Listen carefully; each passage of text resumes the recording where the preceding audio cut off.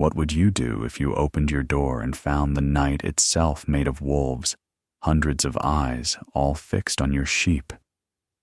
Elena saw them first as glints along the tree line, a broken necklace of yellow eyes strung through the fog. Her dog, Rook, was already growling before she reached the fence.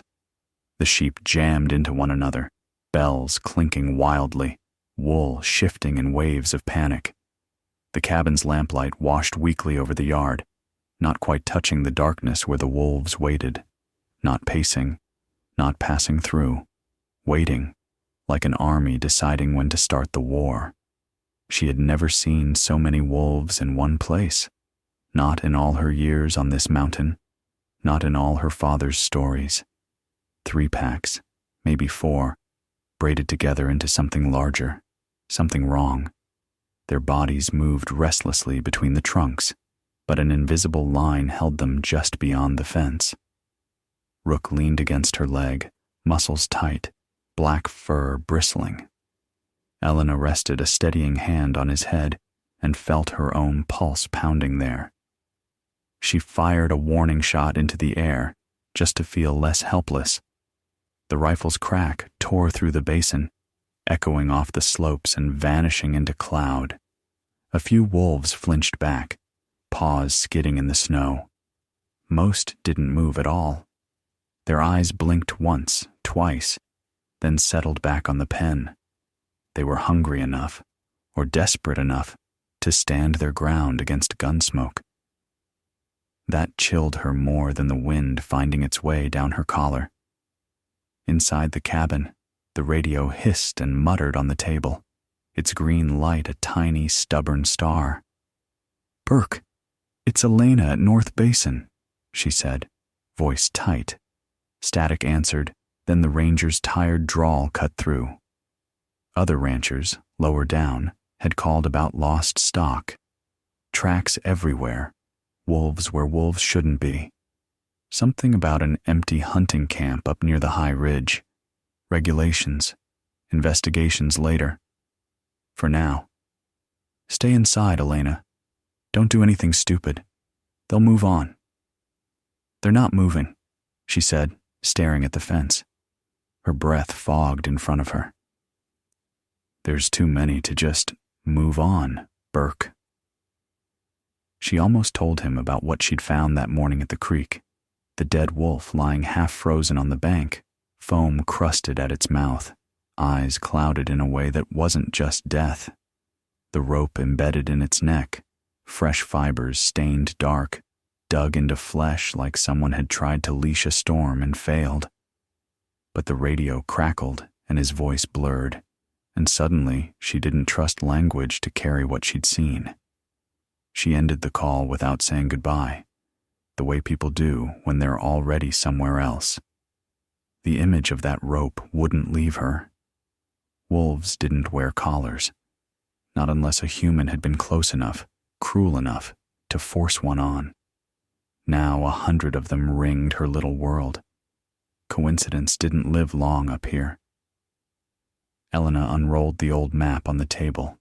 The basin, the tree line, the pale scar of the avalanche chute above.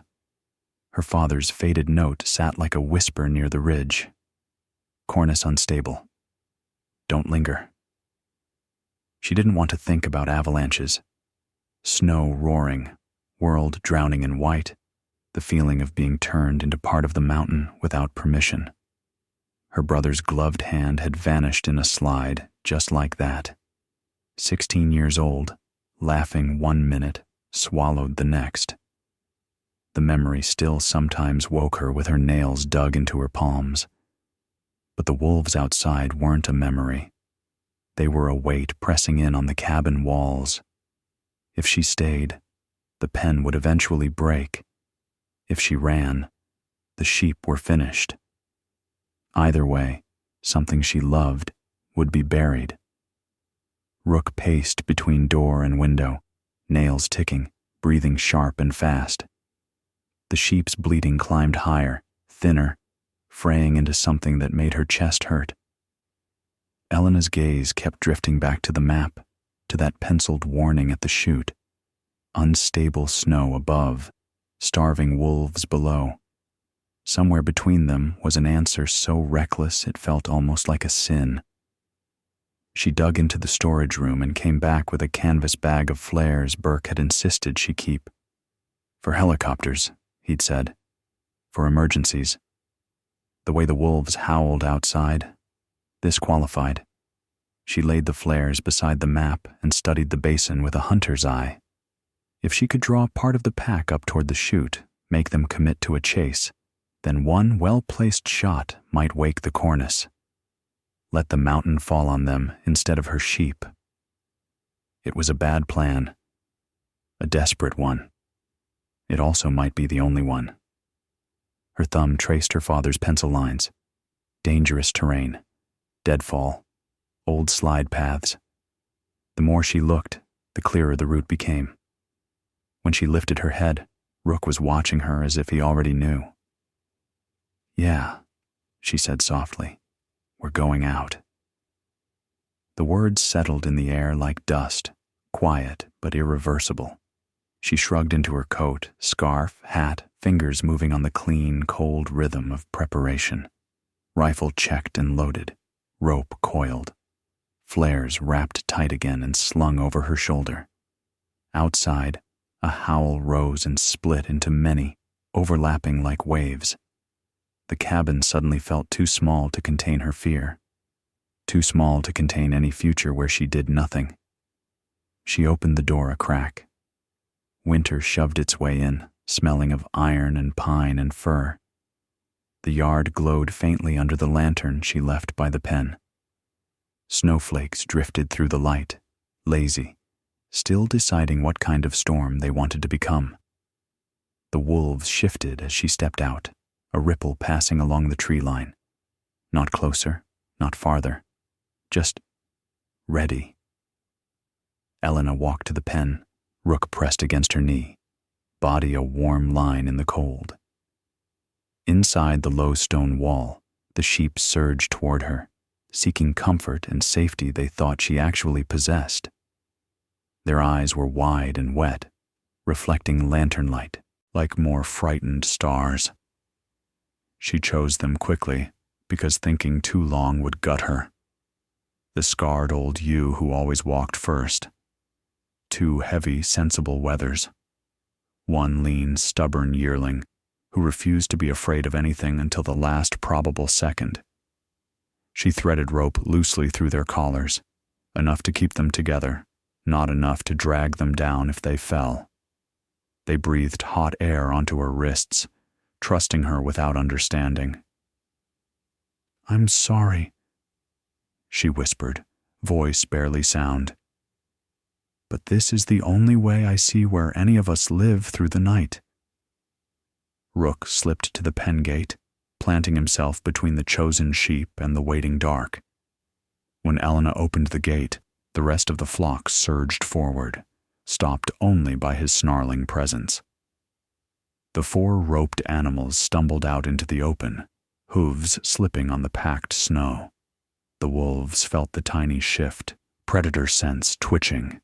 Their eyes brightened, bodies lowering, weight leaning unconsciously toward the yard. Elena's skin prickled. The air felt charged, full of invisible threads being pulled. She gave a soft click with her tongue and started toward the trail that climbed.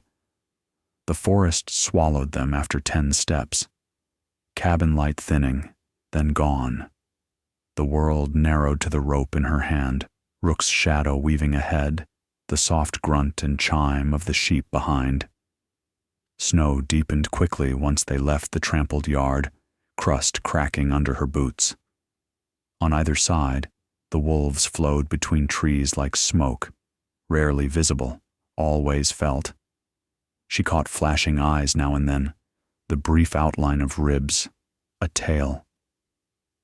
They were careful not to cross in front of her path, as if some new rule governed them.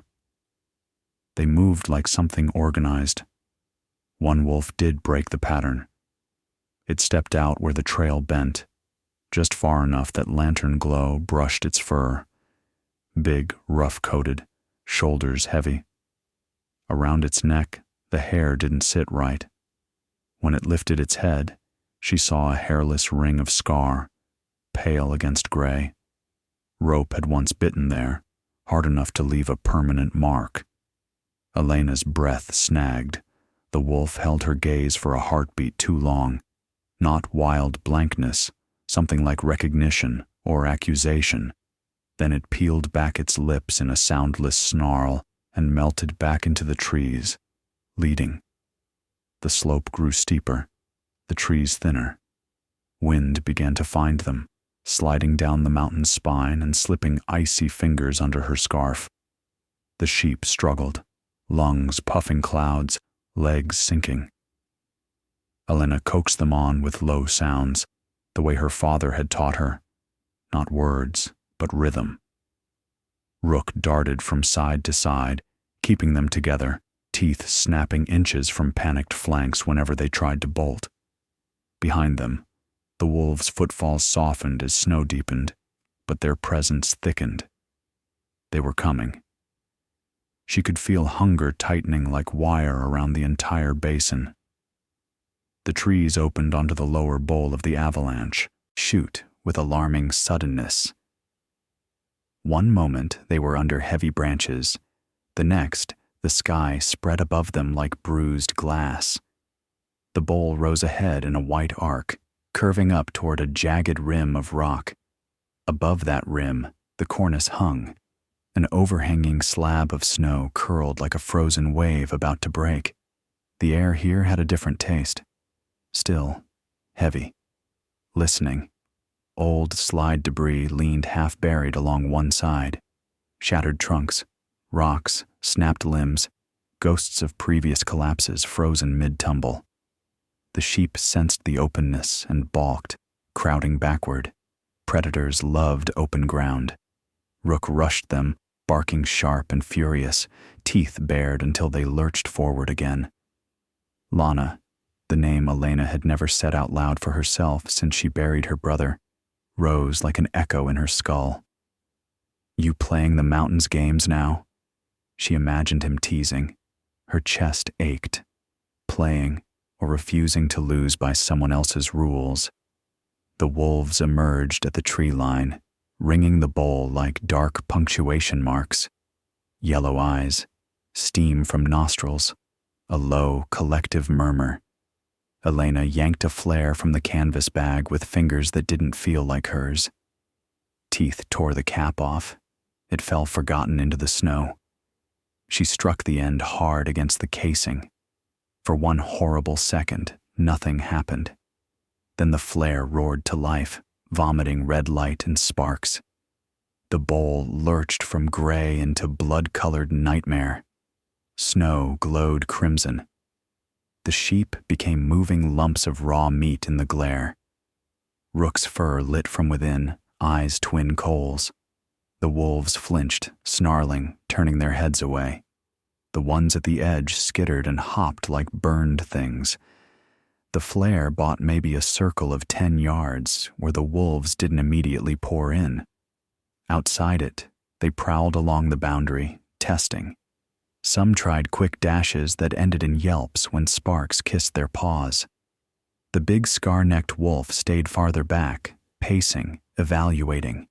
Its gaze never left Elena. She felt flayed open under it. "Come on, then," she murmured through chattering teeth. "Either you eat us, or you learn what else a mountain can swallow." She backed the rope-linked sheep up the slope, deeper into the bowl. Snow grabbed at their legs with greedy hands. She had one bullet she could spare for anything that wasn't teeth. The cornice hung overhead, thicker on one side, where wind had piled snow into a white lip. She squinted through drifting flakes, flare clamped in her left hand, rifle braced in her right. What would her father look at?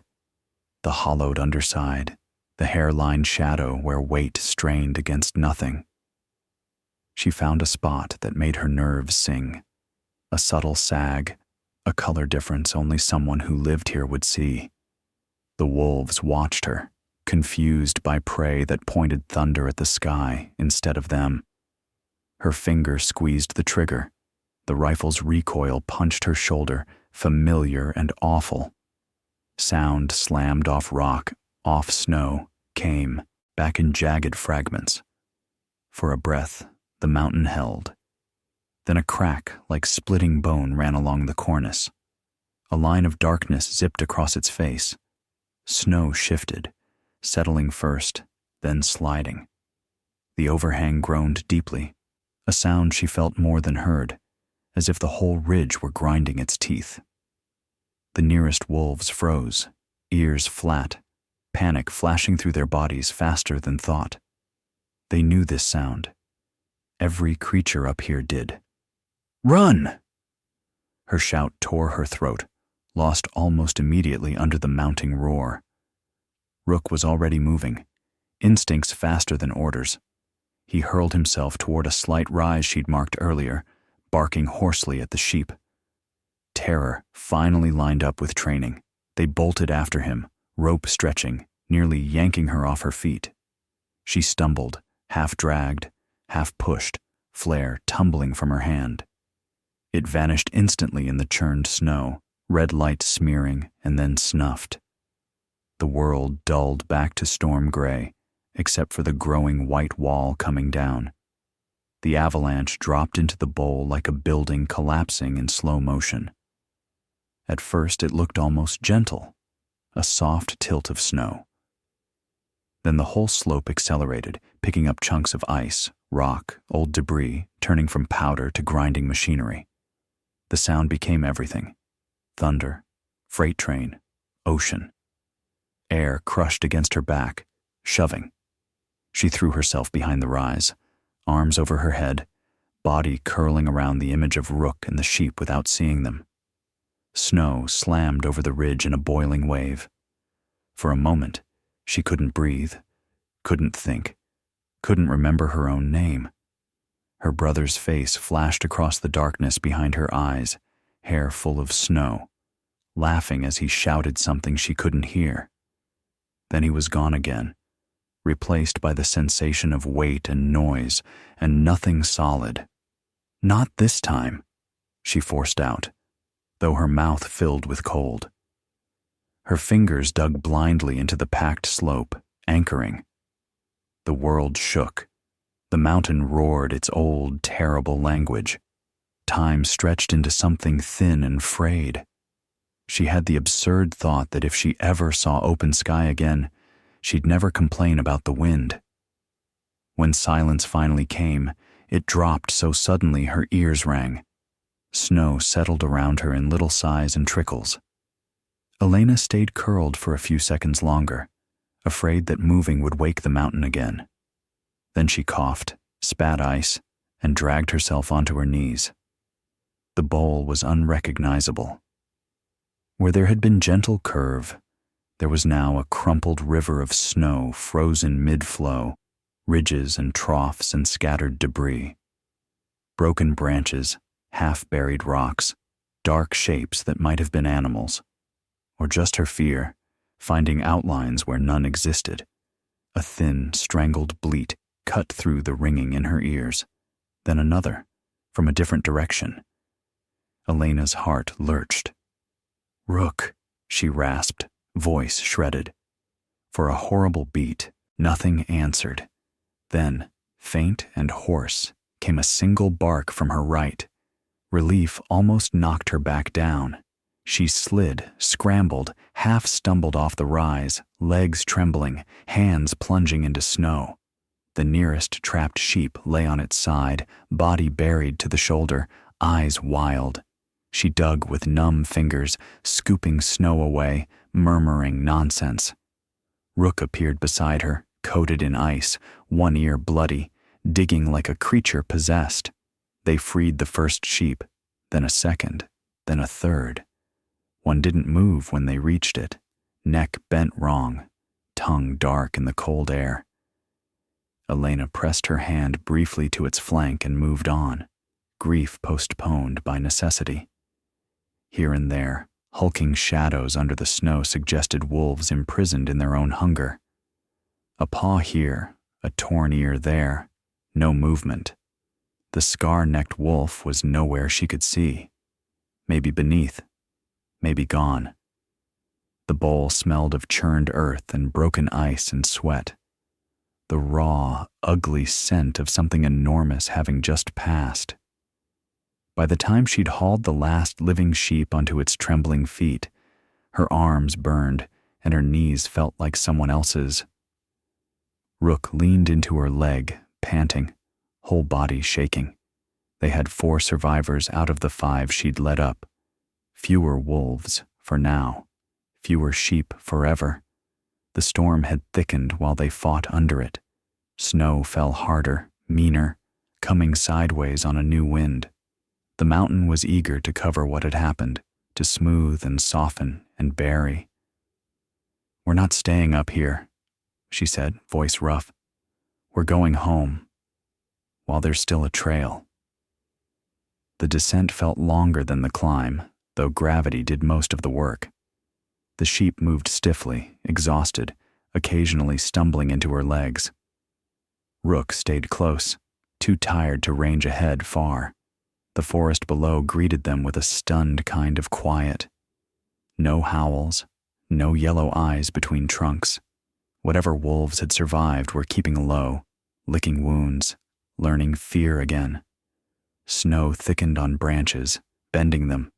Elena's legs moved on the habit and adrenaline, brain buzzing somewhere above her body. She was thinking of nothing and everything at once, mostly that she was still moving. Halfway back, where the trail pinched between 2 leaning firs, Rook froze. A low growl rolled out of him, deeper than anything he'd thrown at the sheep. His back rose under her palm. Elena followed his stare. On the path ahead, crossing their line of travel at a slight angle, were footprints. Human. Fresh enough that snow hadn't yet filled the edges. Narrower than hers, but deeper, like the person had been carrying weight. The tread pattern was unfamiliar, a sharp, modern grid. The prints came down from the higher ridge, the direction of the chute, and vanished into darker timber. The hair lifted on her arms under the coat.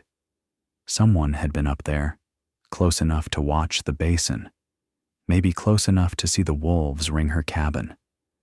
Close enough to hear the avalanche either as punishment or opportunity.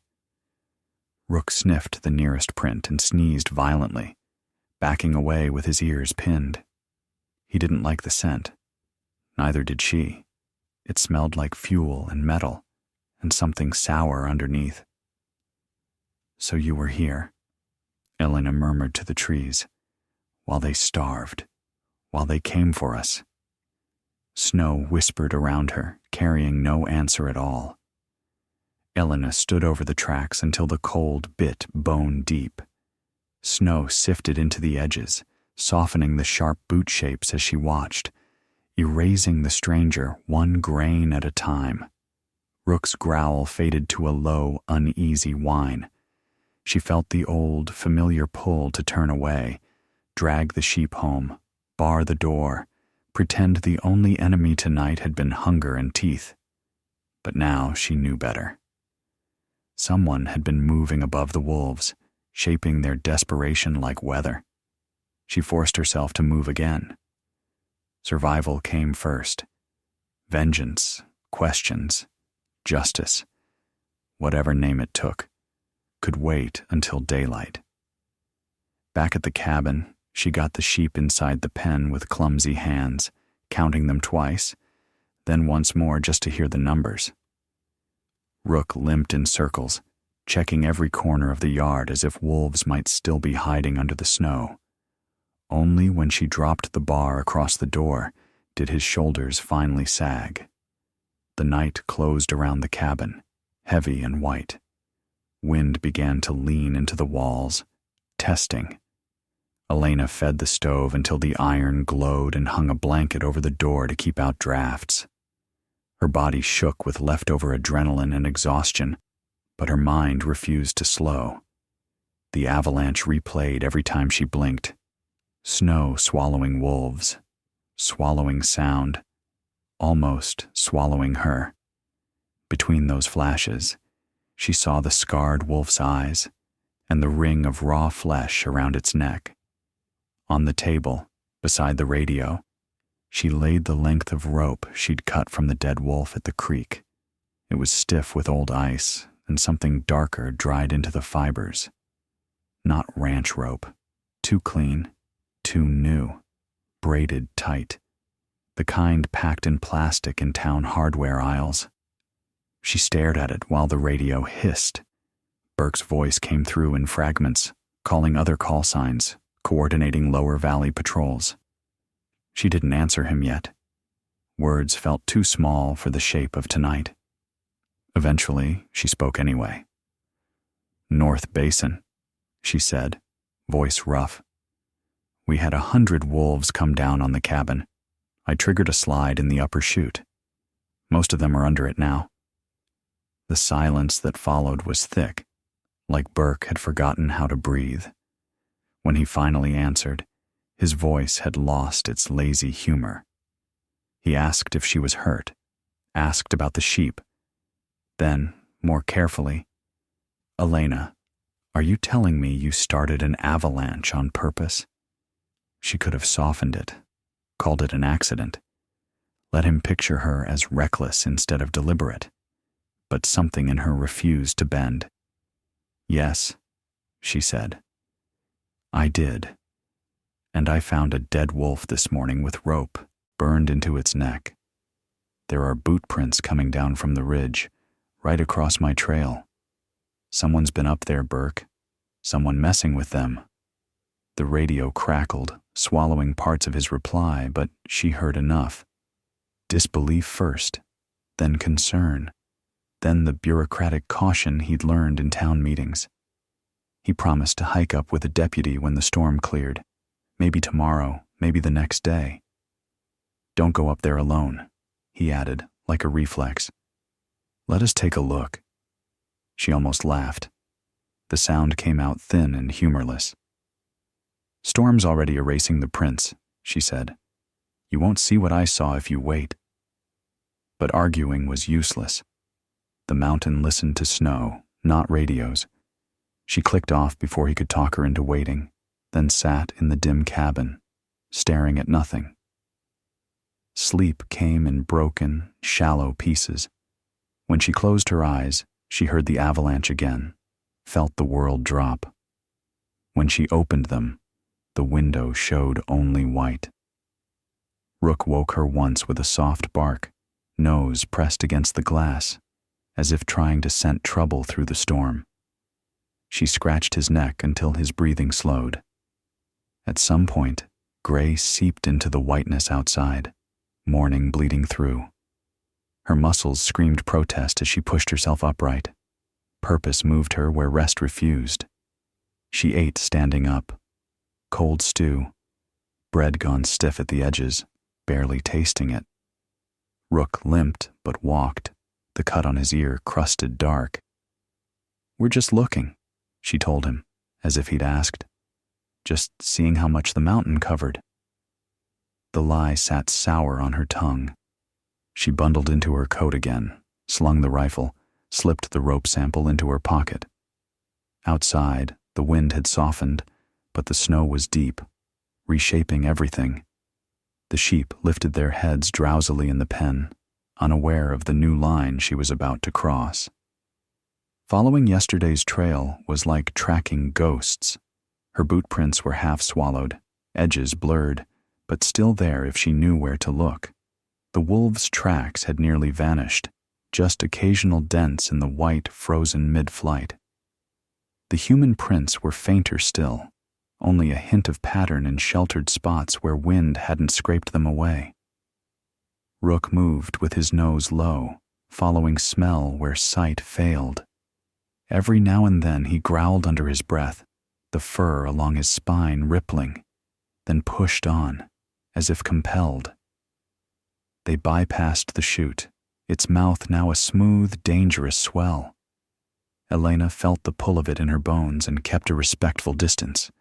Instead, she followed the ghost prints upward through timber, into steeper, harsher ground.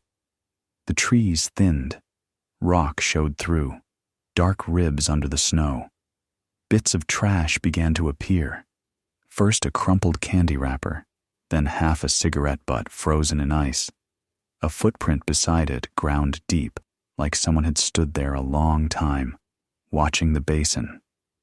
Her jaw tightened around words she didn't speak. The tracks led them to a small plateau tucked against a rock face, sheltered from wind on 3 sides. Here, the snow was churned with old activity. Boot marks, drag lines, the faint rectangular edges where tents had once weighted the ground. Someone had taken pains to break camp fast, most of the gear gone, but mountains remember. A circle of stones held blackened ash, recently stamped out. Nearby, half buried under drift, Elena found a metal stake with a length of chain attached and snapped clean. She dug with bare hands until her fingers burned. The chain disappeared under packed snow, and then emerged again, ending in a torn collar, heavier than anything you'd put on a dog. It stank faintly of wet fur, fear, and something chemical. Beside the fire ring lay a cracked plastic tub labeled with faded letters, meat preservative, maybe tranquilizer, she couldn't tell. A few clean bones were stacked like kindling, stripped too neatly to be from wolves feeding. Whoever had been here hadn't just been hunting. They'd been holding something down until it broke. Rook whined, a small, miserable sound, and backed away from the collar, tail low. Elena turned it over in her hands, watching the light catch on worn metal. Scratches scored its inside, deep and frantic. Wolves didn't scratch at leather and buckles unless they were desperate. "They tried to keep you?" she murmured, thinking of the scar-necked wolf, of the dead one at the creek. Tried to leash wildness, shape it into... what? Bait? Weapon? She didn't know. She only knew the experiment had spilled down into her valley in fur and hunger. She gathered what evidence she could. Collar, broken chain, the tub's cracked lid with its smeared label. Took photos on the battered phone she barely used, hands shaking as she framed each shot. Proof mattered to men behind desks. Blood and snow alone rarely did. When she was done, she stood in the center of the abandoned camp and listened. No wind here, no bird call. The silence felt guilty. "You ran when the slide came, didn't you?" she said softly to the emptiness. "You heard what you made and decided it was bigger than you." The anger that rose surprised her with its clarity. Not wild, not blinding, cold and precise like a river cutting stone. All these years, she'd thought the mountain's cruelties were its own: avalanches, sudden storms, thin ice. But men had sharp hands in it too, tying rope around wild throats, using hunger as a tool. She looked down toward where her cabin sat, a small dot against an endless slope of white, and knew there would be meetings, investigations, papers. Burke would trudge up here and swear and take her statement. Maybe someone would be fined, maybe not. What she could control was smaller and closer. She followed a different route home, one that skirted old game trails, noting places where wolves might den when spring came, where snow corners would linger longest, where her fences crossed paths she now knew others had used. Her mind moved in quiet, deliberate circles. Reinforce the pen, set bells farther out on the tree line, keep the flares somewhere she could reach in the dark, teach the younger sheep to respond faster to Rook's bark. Little things. Ways to be ready next time night grew teeth. By the time the cabin came into view, the light was going gold behind the storm's remnants, catching on ice-clad branches, turning the whole basin brittle and beautiful. The sheep lifted their heads as she approached.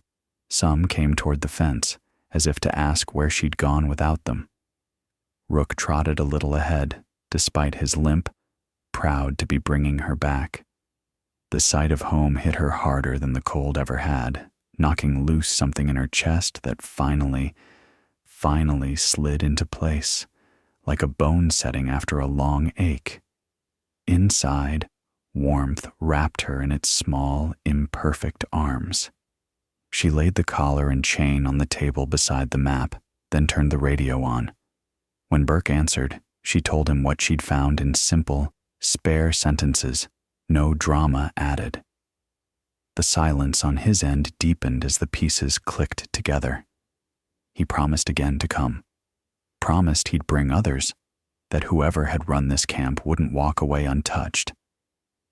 She believed he meant it as much as he could. She also knew how many things slipped through Valley fingers before reaching any sort of justice. That night, she walked the fence 3 times before bed, lantern held low, breath steaming. No eyes watched back from the trees.